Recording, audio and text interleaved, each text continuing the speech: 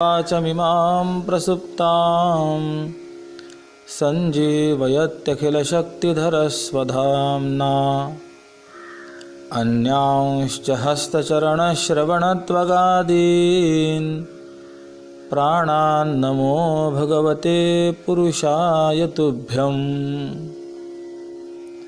शङ्करं शङ्कराचार्यं केशवं बादरायणं सूत्रभाष्यकृतौ वन्दे भगवन्तौ पुनः पुनः।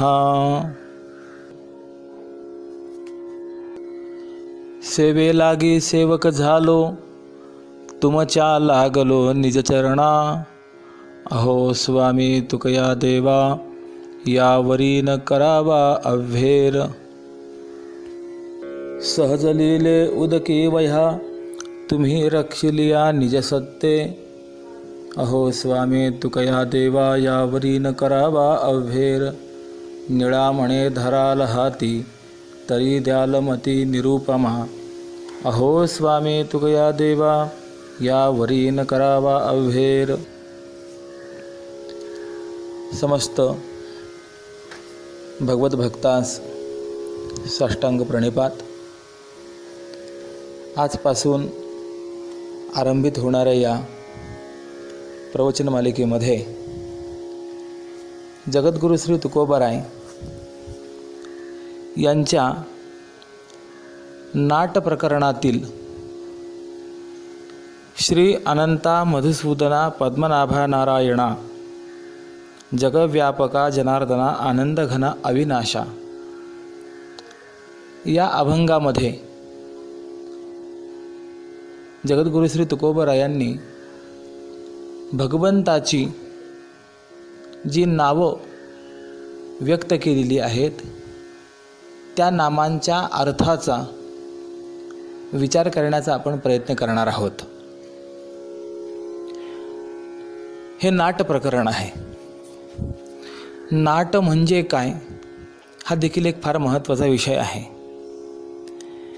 कोशामध्ये नाट शब्दाचा अर्थ अपशकुन असा होतो। व्यवहारामध्ये देखील नाट लावणे, नाट लागणे अर्थात कार्यारंभीच अपशकुन होणे असा एक प्रथमोपस्थित अर्थ गृहीत घेतला जातो। पण आता या ठिकाणी प्रश्न असा निर्माण होतो, नाटाचे अभंग किंवा नाट म्हणजे अपशकुन काय? तर नाट शब्दाचा दुसरा अर्थ छंद असाही होतो आणि आवड असाही होतो। अर्थात या प्रकरणातून जगद्गुरु श्री तुकोबारायांनी आपल्या जीवनातली असलेली आवड, भगवंताविषयी असलेली जी आवड आहे ती आवडच अभिव्यक्त केलेली आहे आणि म्हणून यास नाटाचे अभंग असं म्हणतात।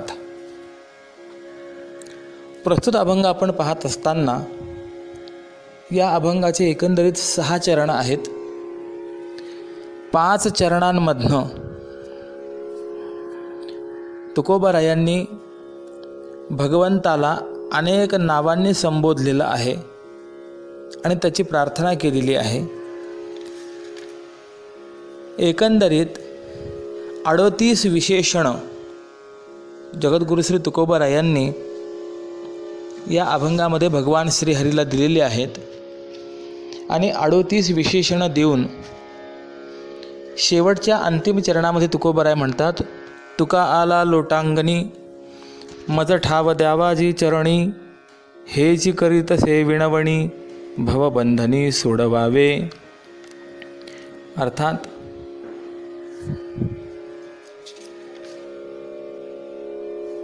या नावांनी विशिष्ट असलेल्या देवा, मी तुम्हाला लोटांगण घालीत शरण आलो आहे।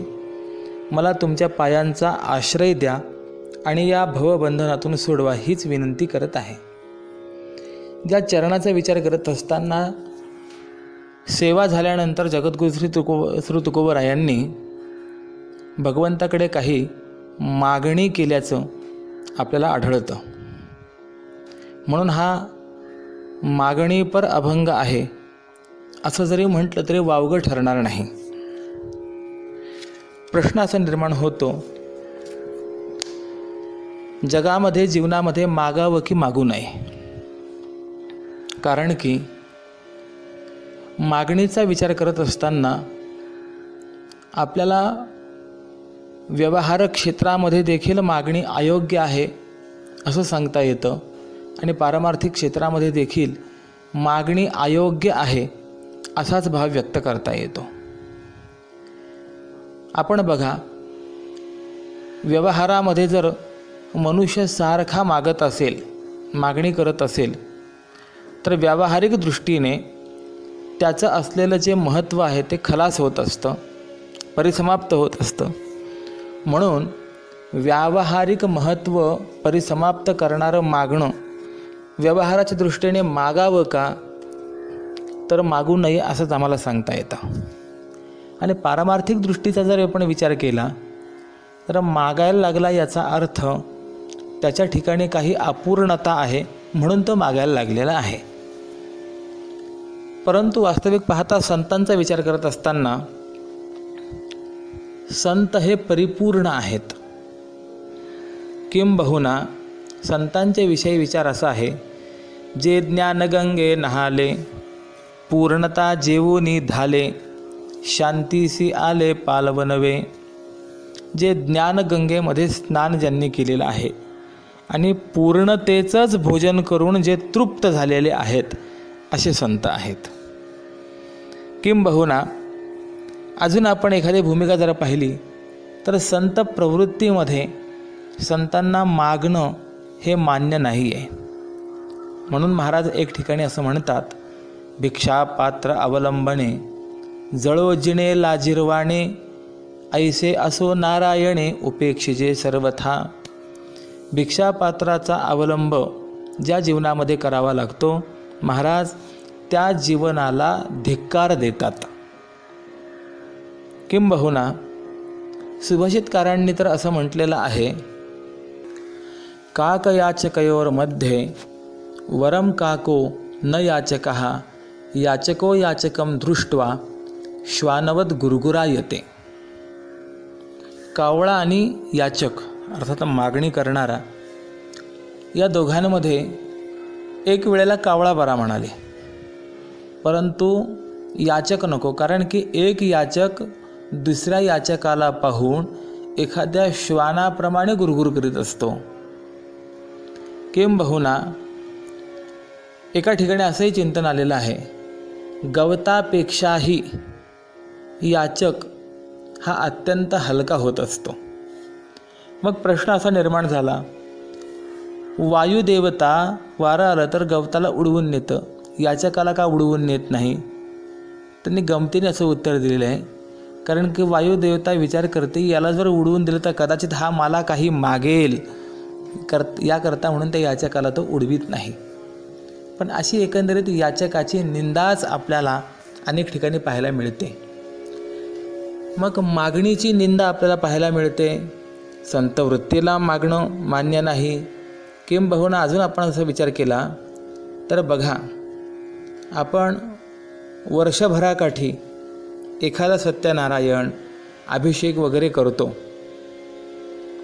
परंतु संकल्प जर आपण पाहिला तर फार मोठा संकल्प आपला असतो, अमुक मिळावं तमुक मिळावं, आणि या सर्व गोष्टींकरता म्हणून आपण तो अभिषेक करत असतो.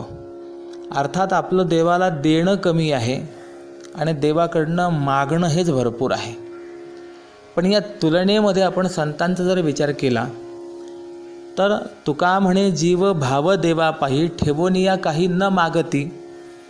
संत आपला जीवभाव भगवंताला समर्पण करतात आणि मोबदल्यामध्ये काहीही मागत नाही. मग जीवभाव समर्पण करूनही काही न मागणं ही संतवृत्ती. आणि असं असताना जगद्गुरू तुकोबारायांसारखे महावैष्णव संत देवाला मागतात, मग त्यांची ही मागणी योग्य आहे की अयोग्य आहे हा प्रश्न निर्माण होत असतो. मग या संबंधाने आम्हाला उत्तर असं देता येईल की तुकोबारायांसारख्या संतांनी जे मागणं मागितलं आहे ते स्वतः करता मागितलेलंच नाही आहे,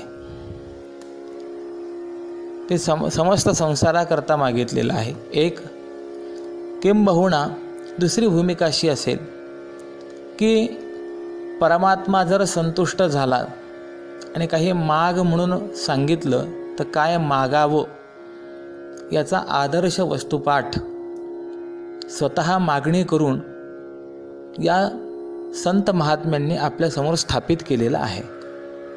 कारण असं आहे, मागता यावं लागतं. मागणी हे एक शास्त्र आहे.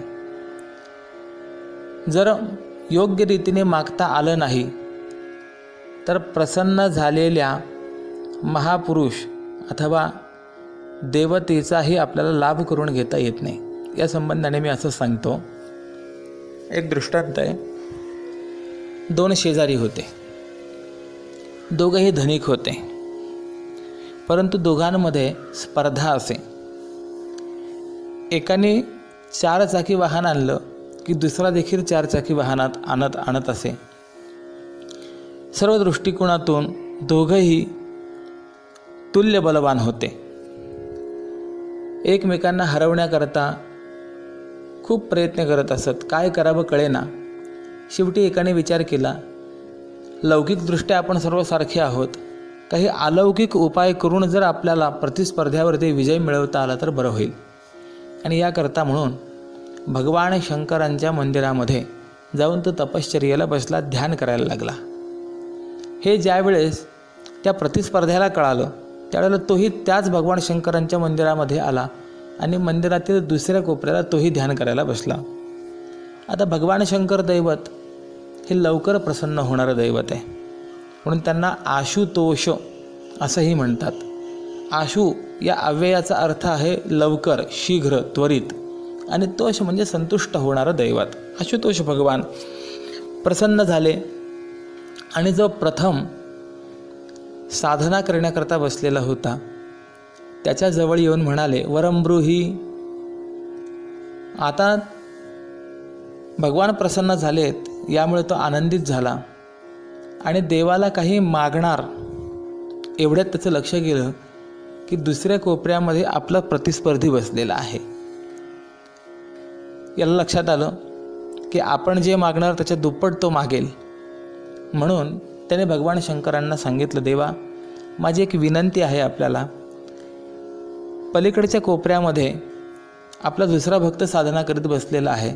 प्रथम आपण त्याला आशीर्वाद द्यावा आणि नंतर मला वर देण्याकरता या. भगवान शंकर म्हणाले, ठीक आहे, तथास्तु.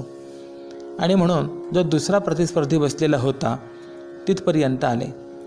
त्याला म्हणाले, वरंब्रूही. त्याने पाहिलं इकडे आपला प्रतिस्पर्धी बसलेला आहे. त्याने भगवान शंकरांना विचारलं, देवा, त्याने काय मागितलं? भगवंतांनी सांगितलं, अरे त्याने पहिले तुझ्याकडे पाठवलं आहे, पहिले तुला वर द्यायला सांगितलं, नंतर तो वर मागणार आहे.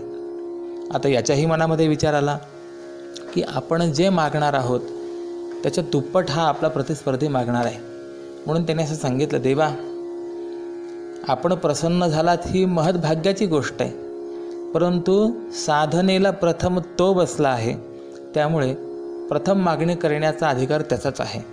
तरी आपण कृपा करून त्याला प्रथम वर द्या. आता भगवान शंकर पुन्हा या प्रथम साधकाकडे आले आणि त्याला सांगितलं, वरंब्रूही. याने विचारलं, त्याने काय मागितलं आहे? भगवान शंकराने सांगितलं, अरे त्याने पण तुझ्याकडेच पाठवलं आहे आणि सांगितलं की पहिले तू साधनेला बसला आहे. मग या व्यक्तीने देवाला विनंती केली, देवा, असं करा, आपण जर खरोखर माझ्यावर प्रसन्न असाल तर माझ्या शरीराची एक बाजू पूर्ण निकामी होऊ देत. एक डोळा, एक हात, एक पाय, म्हणजे एक बाजू पूर्ण निकामी होऊ देत. भगवान शंकर म्हणाले, अरे मी प्रसन्न झालो आहे, आपण काय मागत आहोत याचा विचार कर जरा, योग्य रीतीने मागून घे. देवा, मी जे मागितलं आहे ते विचारपूर्वक मागितलेलं आहे. शेवटी भगवान शंकरांचा देखील नाविलाज झाला आणि भगवान शंकर म्हणाले, तथास्तु. आता त्या दुसऱ्या साधकाकडे गेले, त्याला विचारलं, तुला काय हवं आहे? त्या साधकाने सांगितलं, देवा, त्या पहिल्याने जे मागितलं आहे त्याच्या दुप्पट मला दे.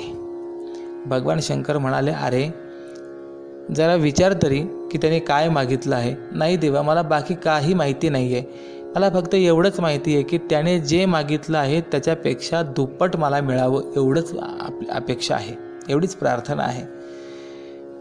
आग्रह केला आणि शेवटी भगवान शंकरांचा नाविलाज झाला. भगवान शंकर म्हणाले, तथास्तु. जो पहिला साधक होता त्याची एक बाजू शरीराची निकामी झाली, तर हा जो दुसरा साधक होता तो संपूर्ण शरीराने निकामी झाला. अर्थ काय कळाला? देणारा प्रसन्न झाला आहे, परंतु मागता आलं नाही, त्यामुळे त्याचा उपयोग झाला नाही. म्हणून असं आहे, मागणी करता यावी. साधनेने आपल्या जर परमात्मा प्रसन्न झाला तर देवाकडे काय मागावं हे आपल्याला कळावं. यासाठी जगद्गुरू श्री तुकोबारायांनी अशा अनेक अभंगांमधून आम्हाला कशी मागणी करावी हे मागून दाखवलं आहे, त्याचं शिक्षण आम्हाला दिलेलं आहे. असं एक आम्हाला उत्तर देता येईल. किंवा दुसरं उत्तर असं आहे की भगवंताच्या डोक्यावर या भक्तांच्या साधनेचं कर्ज झालं, ऋण झालं, आणि त्या ऋणातून उत्तीर्ण होण्याकरता म्हणून भगवान त्यांना वारंवार माग माग माग असं म्हणतात, आणि म्हणून या भक्तांना मागावं लागलं. परंतु मागूनही काय मागितलं तर काहीच न मागणं हेच या भक्तांनी मागितलेलं आहे असं आम्हाला सांगता येतं. याकरता म्हणून श्रीमद भागवत ग्रंथाच्या 7म स्कंधामध्ये भक्तवर्य श्री प्रल्हाद महाराजांचं चरित्र आलेलं आहे. अत्यंत संक्षेपामध्ये ती भूमिका फक्त मी मांडतोय, हीच या अभंगाची प्रस्तावना असेल. कयाधू मातेच्या आणि हिरण्यकश्यपूच्या पोटी भक्तवर्य श्री प्रल्हादांचा जन्म झाला. प्रल्हाद हे खरोखर भाग्यवान की ज्यांना जन्मापूर्वी मातृगर्भामध्येच सत्संगती प्राप्त झाली. वास्तविक पाहता सत्संगतीच असं चिंतन दिलेलं आहे. दुर्लभो मानुषो देहो देहिणां क्षणभंगुरः तत्रापि दुर्लभम मन्ये वैकुंठ प्रियदर्शनम. जगामध्ये ज्या दुर्लभ गोष्टी आहेत त्यामध्ये सत्संगती ही अत्यंत दुर्लभ सांगितलेली आहे. जगद्गुरू शंकराचार्य देखील म्हणतात, दुर्लभम त्रयमेवैतद देवानुग्रह हेतुकम मनुष्यत्वम मुमुक्षुत्वम महापुरुष संश्रयः. संत वाङ्मयाचा विचार करत असताना त्यामध्ये असं चिंतन आहे, बहु अवघड आहे संत भेटी परी या जगजेठी करुणा केली. किंबहुना जगामध्ये अशक्य असलेल्या गोष्टी देखील सहज शक्य होतील, परंतु साधूंची भेट होईल असं मात्र सांगता येत नाही. म्हणून एक प्रमाण असं आहे, चंद्रामृत सुखे सेववेल आस्ता जाता रवी धरवेल बाह्या हेळा सागर तरवेल परिया साधूची भेटी न होई का ऐसे कैसी याने भेटती ते साधू. चंद्रामृत सेवन करण्याचं सामर्थ्य हे चकोर पक्षाच्या ठिकाणी आहे, पण कदाचित ते चंद्रामृत देखील आम्हाला सहजगत्या सेवन करता येईल. असताना जाणारा सूर्य हा धरता येईल. बाहुबलाने ज्या सागरामध्ये मोठमोठाले जहाज नामशेष होतात असा सागर देखील तरुण जाता येईल, परंतु त्या साधूची भेट होईलच असं सांगता येत नाही, इतकी अवघड आहे. पण असा असलेला दुर्लभ सत्संग भक्तवर्य श्री प्रल्हादांना मातृगर्भामध्येच प्राप्त झाला, आणि यामुळे भक्तवर्य प्रल्हादांच्या अंतःकरणामध्ये भगवंताविषयी रतिप्रीती वाढली. जन्म झाल्यानंतर हिरण्यकश्यपूने षंडामर्क यांच्याकडे भक्तवर्य श्री प्रल्हादांना आसुरी विद्येचं अध्ययन करण्याकरता पाठवलं. बरेच दिवस शिकले आणि एकदा हिरण्यकश्यपूकडे आले असताना हिरण्यकश्यपूने जवळ घेऊन विचारलं, बाळ काय शिकलास? त्यावेळेला प्रल्हादांनी दिलेलं उत्तर आहे, श्रवणं कीर्तनं विष्णो स्मरणं पादसेवनं अर्चनं वंदनं दास्यं सख्यम आत्मनिवेदनं. की बाबा श्रवण, कीर्तन, स्मरण, पादसेवन, अर्चन इत्यादी नवविध प्रकाराने भगवान महाविष्णूंची भक्ती करणे हेच जीवनाचं सार आहे असं मी शिकलो आहे. हे ऐकल्यानंतर हिरण्यकश्यपू हा अत्यंत संतप्त झाला. त्याने प्रल्हादांना मारण्याकरता अनेक प्रयत्न केले, परंतु कोणताही प्रयत्न हा यशस्वी झाला नाही. म्हणून वर्णन असं आहे, अग्नी जाळे तरी न जळे प्रल्हाद, हृदयी गोविंद म्हणूनिया. या प्रल्हादांना मारण्याकरता अग्नीत जाळण्याचा प्रयत्न केला, पर्वताच्या कड्यांवरनं ढकललंय, हत्तीच्या पायाखाली तुडवण्याचा प्रयत्न केला, पाण्यामध्ये बुडवण्याचा प्रयत्न केला, शस्त्रास्त्राने मारण्याचा प्रयत्न केला. किंबहुना हिरण्यकश्यपूने त्या कयाधू मातेलाच सांगितलं आहे, या मुलाला एकदा समजावून सांग आणि जर न ऐकलं तर हे विष पाजून त्याला ठार मार. म्हणून एक विषाची कुपी ह्या कयाधू मातेच्या हाती दिली आहे.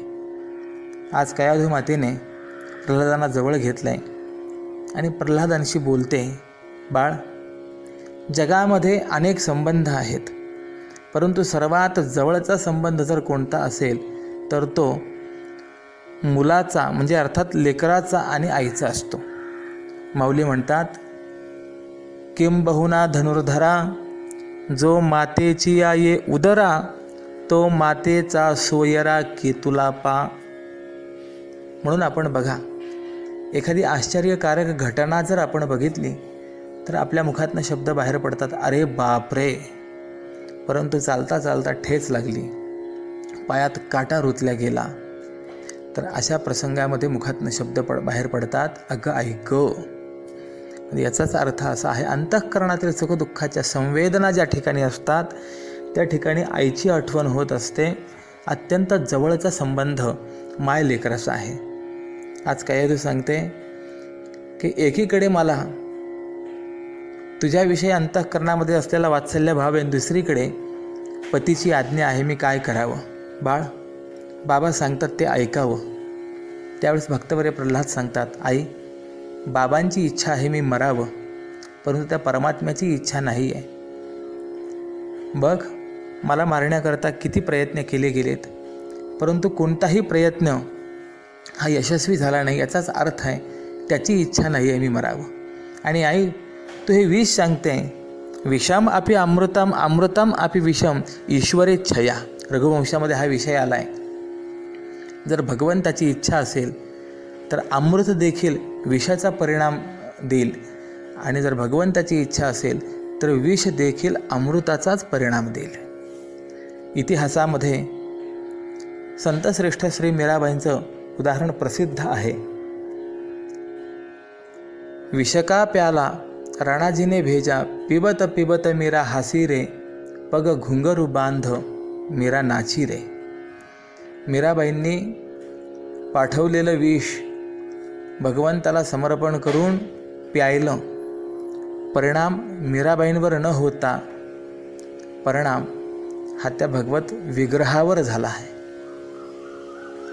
म्हणून आई, जर परमात्म्याची इच्छा मी जगावं अशी असेल तर हे विष पिऊनही मला काही होणार नाही. प्रल्हादांनी विष प्यायलं आणि पुन्हा ज्यावेळेला राजसभेमध्ये आले त्यावेळेला अनंत उपाय करूनही ज्यावेळेला हा मरत नाही हे पाहून हिरण्यकश्यपू अत्यंत संतापलेला. आणि हिरण्यकश्यपूने प्रल्हादांना विचारलं, कुणाच्या बळावर तू माझ्याशी बोलतोयस, माझ्यासमोर उभा आहेस? प्रल्हादांनी उत्तर दिलं, मीच नव्हे, सर्व जग ज्याच्या बळाने चालतं तोच परमात्मा. म्हणून बघा, आपण भगवद्गीतेमध्ये विभूती योगामध्ये बलम बलवताम चाहम असं चिंतन आपल्याला पाहायला मिळतं. हिरण्यकश्यपूने पुढचा प्रश्न विचारला, सांग तो कुठे आहे? प्रल्हादांनी प्रतिप्रश्न केला आहे, बाबा तो कुठे नाही हे कसं सांगावं? तो अणुरेणूत यत्र तत्र सर्वत्र परिव्याप्त असा आहे. विठ्ठल विस्तारला जनी, सप्तही पाताळे भरुणी, विठ्ठल व्यापक त्रिभुवनी, विठ्ठल मुनी मानसी. विठ्ठल जळीस्थळी भरला, रिता ठाव नाही उरला. किंवा माऊलींच्या उक्तीप्रमाणे भरला घनदाट हरी दिसे. हरी दिसे जनिवनी आत्मतत्वित सर्वत्र व्याप्त आहे.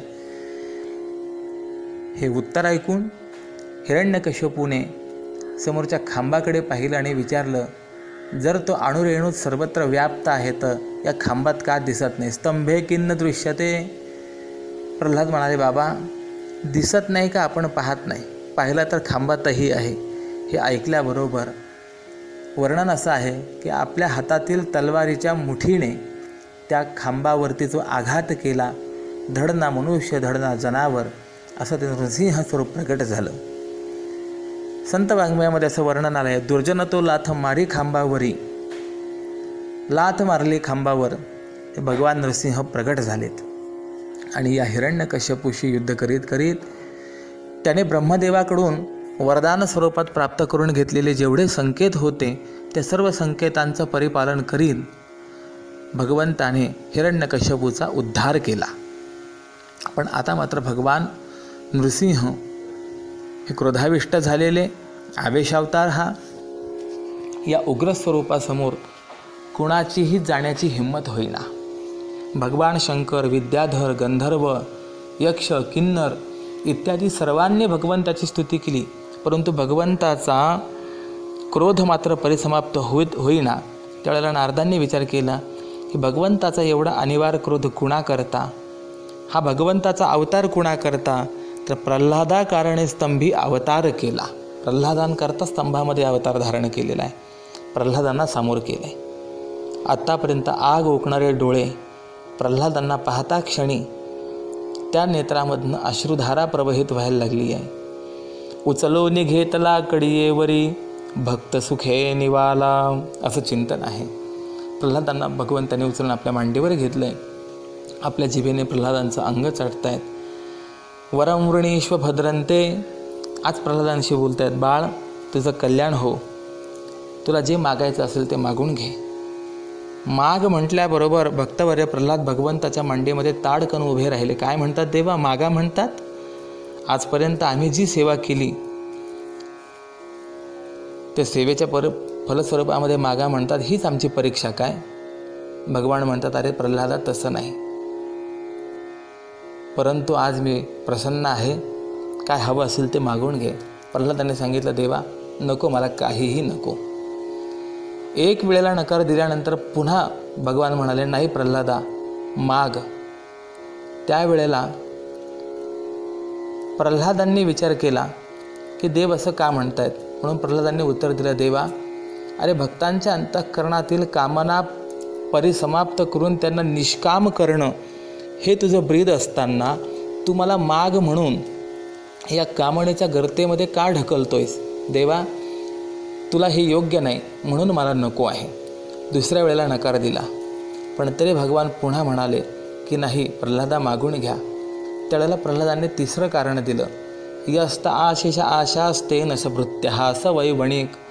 देवा जर मी भक्तीच्या मोबदल्यामध्ये आपणाकडनं काही वर मागून घेतला तर मी भक्त न ठरता मी व्यापारी ठरेल. कृपा करून देवा मला व्यापारी बनवू नका, मला भक्त राहू द्या. घेणं देणं हे व्यापाराचं लक्षण आहे, म्हणून मला नको आहे. 3 वेळेला नकार दिल्यानंतर हे पुन्हा भगवान म्हणाले की नाही प्रल्हादा काहीतरी मागून घे. आता प्रल्हाद विचार करतायत, वारंवार भगवान माग म्हणतायत आणि आपण मागत नाही आहे. यामध्ये भगवंताचा आपल्याकडनं उपमर्द घडतोय. आणि असं आहे, मोठ्यांचा उपमर्द हा करू नये. जरी आपल्याला अपेक्षा नसेल तरी भगवंताला बरं वाटावं याकरता म्हणून आपण मागितलं पाहिजे. आणि म्हणून प्रल्हाद महाराज मागण्याकरता प्रवृत्त झाले. कामानां हृदय संरोहम भवतस्तु ऋणे वरम. देवा जर खरोखरच आपण माझ्यावर प्रसन्न असाल तर मला एवढंच द्या की माझ्या अंतःकरणामध्ये पुन्हा कधीही काहीही मागण्याची इच्छाच निर्माण होऊ नये. अर्थात मागून काय मागितलं तर काही न मागणं हेच मागितलं. जगद्गुरु श्री तुकोबाराय हे देखील भक्तवर्य प्रल्हादांचेच अवतार आहेत.